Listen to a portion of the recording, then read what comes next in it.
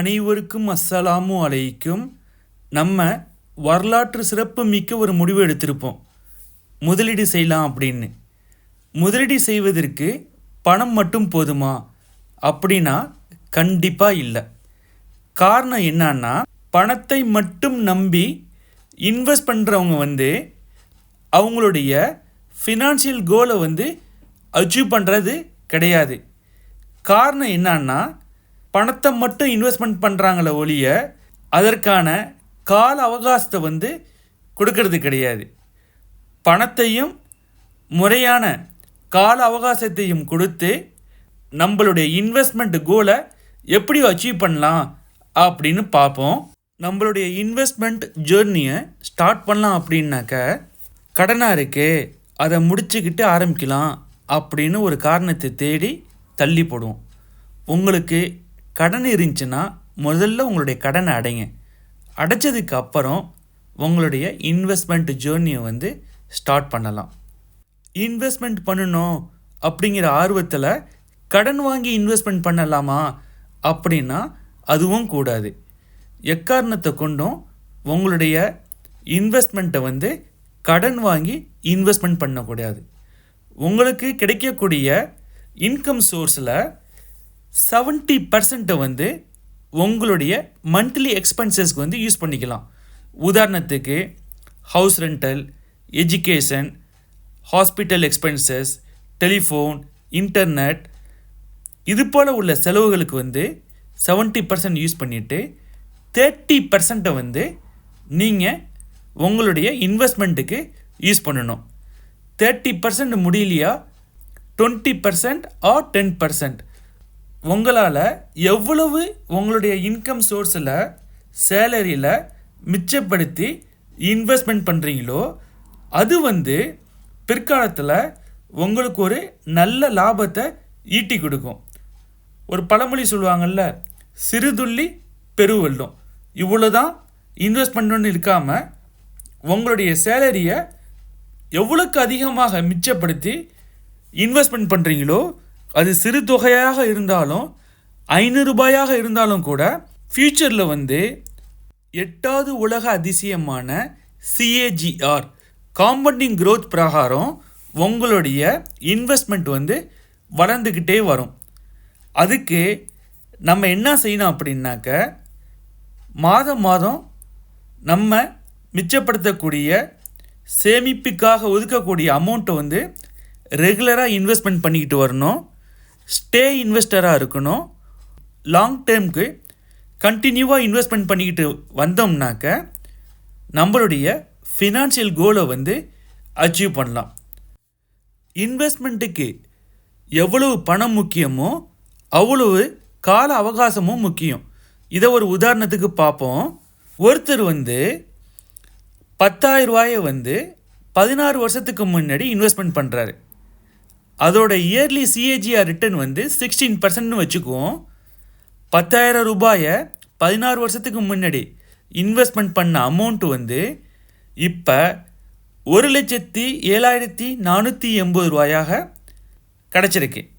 காரணம் என்ன அப்படின்னா, 10,000 ரூபாய் இன்வெஸ்ட்மெண்ட் பண்ண பணம் 16 வருஷத்தில் அது வளர்ந்து இன்னைக்கு 1,07,480 ரூபா வரையும் வந்திருக்கு.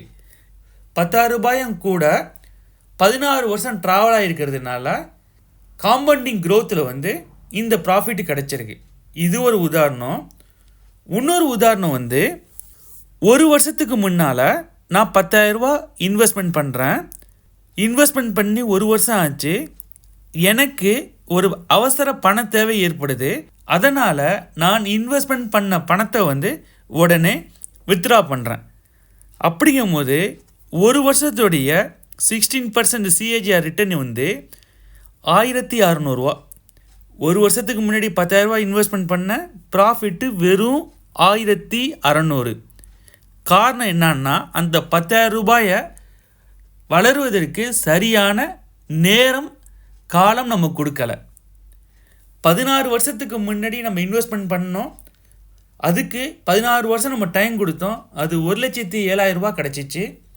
ஒரு வருஷத்துக்கு முன்னாடி இன்வெஸ்ட்மெண்ட் பண்ணோம். வெறும் 1600 அமௌண்ட்டு தான் ப்ராஃபிட்டாக கிடச்சிச்சு. ரெண்டுக்குமே 10,000 தான் கேபிட்டல் அமௌண்ட்டு. இதில் டைம் ஃப்ரேம் வித்தியாசம் ஆகிறதுனால நமக்கு ப்ராஃபிட்டில் டிஃப்ரெண்ட் வருது. அதனால நம்ம செய்யக்கூடிய இன்வெஸ்ட்மெண்ட்டு சிறிதாக இருந்தாலும் பெரிதாக இருந்தாலும் அதை முறையாக வளருவதற்கு சரியான கால அவகாசத்தை கொடுக்கும்போது நமக்கு அது நல்ல ப்ராஃபிட்டை கொடுக்கும். இதுதான் CAGR உடைய மேஜிக். ரெண்டாவது, நம்மளில் நிறைய பேர் செய்யக்கூடிய பெரிய தவறு என்னன்னா, நம்ம ரெகுலராக ஒரு இன்வெஸ்ட்மெண்ட் பண்ணிட்டு இருப்போம். திடீர்னு நமக்கு பணத்தேவை ஏற்படுது அப்படின்னா உடனே நம்ம இன்வெஸ்ட்மெண்ட் பண்ண பணத்தை தான் எடுப்போம்.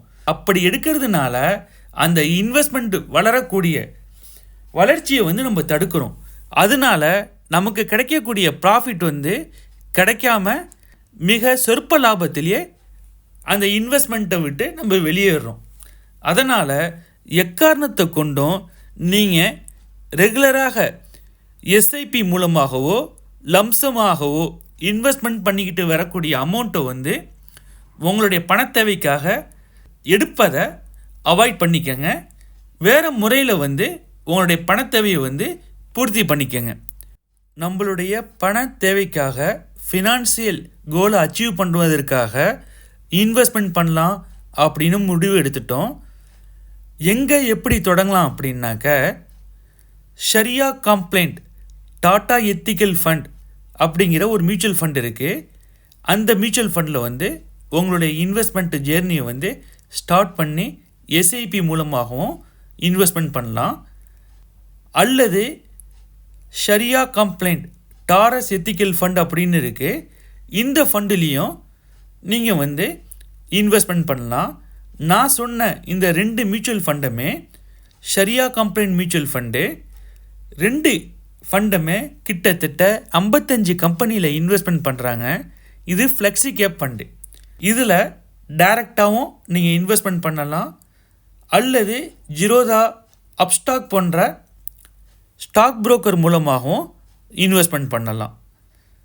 உங்களுடைய இன்வெஸ்ட்மெண்ட் ஆரம்பித்ததுக்கப்புறம் தயவுசெய்து உங்களுடைய இன்வெஸ்ட்மெண்ட் அமௌண்ட்டை எடுப்பதற்கு முயற்சி பண்ணாதீங்க. ரெகுலராக இன்வெஸ்ட்மெண்ட் பண்ணி உங்களுடைய கோலை அச்சீவ் பண்ணுங்கள். இதுவரையும் கேட்டது உங்களுக்கு யூஸ்ஃபுல்லாக இருந்திருக்கும். இதில் ஏதாவது கமெண்ட் இருந்தால் கமெண்ட் பாக்ஸில் கேளுங்க. அஸ்ஸலாமு அலைக்கும்.